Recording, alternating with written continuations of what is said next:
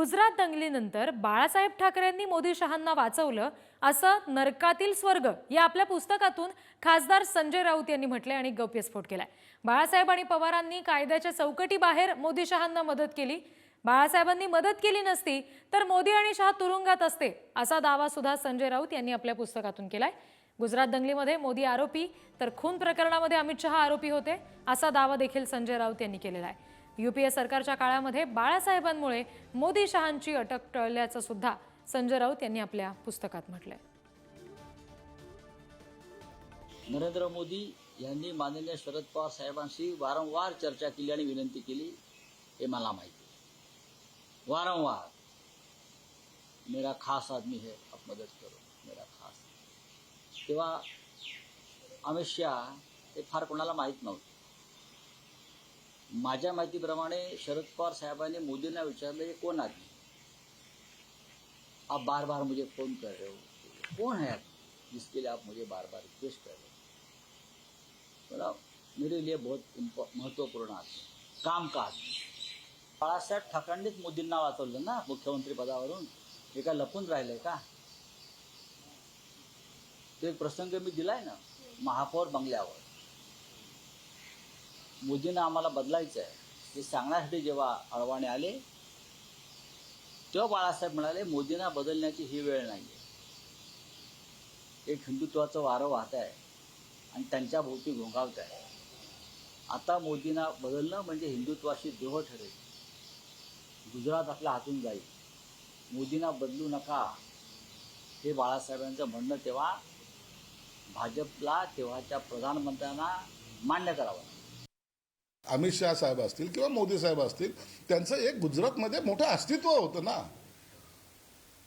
का ते रस्त्यावरचे फिरणारे लोक होते म्हणून त्यांनी भेट घेण्यासंदर्भात एवढं तर सेन्स असेलच ना, शिवसेना प्रमुखाची मुलाखत भेट घ्यायची, ॲटलिस्ट फोन तर केला असेल, साहेब आमच्यावर संकट आहे आम्हाला वाचवा असं म्हणायला फोन केला असेल का नसेल?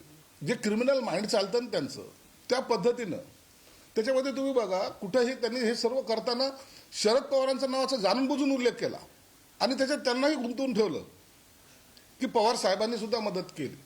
म्हणून ही स्क्रिप्ट आहे, याला एवढं सिरियस घ्यायचं काम नाहीये। या सगळ्या संदर्भात आपण आणखी तपशील घेणार आहोत। प्रतिनिधी पद्मेश पवार आपल्याशी जोडले गेलेत त्यांच्याकडून। पद्मेश, नेमका काय दावा या पुस्तकामधून करण्यात आलाय? कारण शिंदेच्या शिवसेनेकडून मात्र हे सगळे दावे फेटाळले जात आहेत। आपण जर बघितलं तर एक मोठा असा गौप्यस्फोट या ज्या पुस्तकात तो केल्याचं आपल्याला कळत आहे। स्वतः संजय राऊत यांनी हे जे लिहिलेलं पुस्तक आहे, जेव्हा त्यांना 100 दिवस जेव्हा ते जेलमध्ये होते तेव्हा त्यांनी हे पुस्तक लिहिलं होतं। त्याचं उद्या स्वतः प्रकाशन आहे, त्याच्या आधीच हे पुस्तक आलेलं आपल्याला पाहायला मिळते। आपण जर बघितलं तर स्वतः नरेंद्र मोदी आणि शहा यांना स्वतः बाळासाहेब ठाकरे असतील किंवा शरद पवार यांनी मदत केली होती। स्वतः जे शहा आहेत ते स्वतः मातोश्री थांबवते। सध्या सुधीर मुनगंटीवार आपल्याशी जोडले गेलेले आहेत, त्यांच्याशी आपण बोलणार आहोत। आता आपण बघतोय मुनगंटीवारजी की संजय राऊत आपल्या पुस्तकामध्ये दावा करतायत की मोदी शहांना बाळासाहेबांनी आणि शरद पवारांचं नाव सुद्धा त्यामध्ये घेतलेलं आहे की त्यांनी वाचवलं, दंगलीच्या काळामध्ये हे आरोपी होते असं त्यांचं म्हणणं आहे। पुस्तकात थेट दावा करतायत ते। नाही, तुम्ही त्या दाव्याकडे तुम्ही बघितलं असेल की ही आत्मग्लानी झाली, हास्यास्पद दावे करायचे। महाभारताच्या संजयच्या बरोबरीने मी सुद्धा कोण टॅक्सीत बसलं, कोण घाम पुसला। आणि मला एका गोष्टीचं निश्चितपणे आश्चर्य आहे की काँग्रेसच्या काळामध्ये न्यायव्यवस्थेवर सुद्धा त्यांनी शंका उपस्थित केले। ते म्हणाले की न्यायमूर्तींना त्यांनी फोन केला आणि न्यायमूर्ती जेव्हा शपथ घेतो की मी निर्णय देताना माझ्यावर कोणत्याही गोष्टीचा अभाव होणार नाही, तर ते म्हणतात की न्यायमूर्तींना त्यांनी फोन केला आणि न्यायमूर्तींनी बाजूने निकाल दिला। हा तात्कालिक न्यायमूर्तीवरचाही अन्याय आहे, काँग्रेसच्या कार्यकाळातल्या न्याय व्यवस्थेवरही प्रश्नचिन्ह आहे। आता प्रश्न उपस्थित राहिला की स्वर्गीय हिंदू सम्राट बाळासाहेब ठाकरेंशी भारतीय जनता पार्टीच्या नेत्यांचे संबंध हे प्रेमाळेच होते। श्रद्धेय अटल बिहारी वाजपेयी असेल, श्रद्धेय अडवाणीजी असेल किंवा नरेंद्रभाई मोदीजी असेल, नितीन गडकरीजी असेल, प्रमोदजी असेल, गोपीनाथजी असेल, सर्वांचे संबंध हे प्रेमाचेच होते। कारण स्वर्गीय हिंदू हृदय सम्राट बाळासाहेब ठाकरेच्या कपोकल्पित कथा कधीच करत नव्हते। प्रश्न आताच आहे जेव्हा 24 ऑक्टोबर 2019ला तुम्ही 161 विधानसभा निवडून आल्या, 2,30,52,53,525 मतं प्राप्त झाली, तेव्हा तुम्ही बैमानी केली. आणि बैमानी गद्दारी कशी, तर म्हणाले नाही नाही ते अमित भाई आमच्याकडे आले होते आणि त्यांनी 2.5 वर्ष सांगितलं. आता या कपोकल्पित कादंबरीला साजेशा कथा करणं हे त्यांचं काम आहे. ते काम त्यांनी आज करावं लागतंय, त्यांना मजबुरी आहे.